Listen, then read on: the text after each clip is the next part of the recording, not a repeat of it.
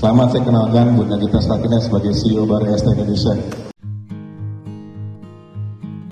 Istri Raffi Ahmad, Nagita Slavina, ramai diperbincangkan warganet di Twitter dan Instagram.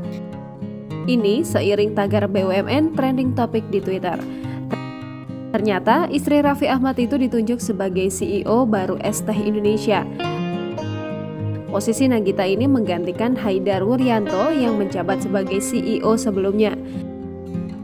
Kabar tersebut diumumkan melalui unggahan ST Indonesia di Instagram, dikutip Tribun News pada Jumat 15 Juli 2022. Kata-kata BUMN yang ditulis akun resmi ST rupanya menuai reaksi dari warganet. Di Twitter pun trending dengan tagar badan usaha milik Nagita yang apabila disingkat menjadi BUMN.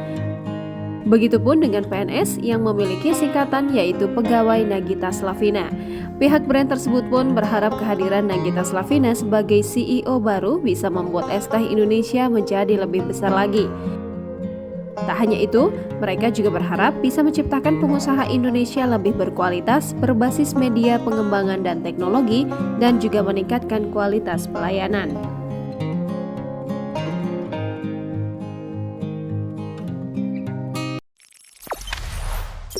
Jangan lupa subscribe, share, komen, dan like ya!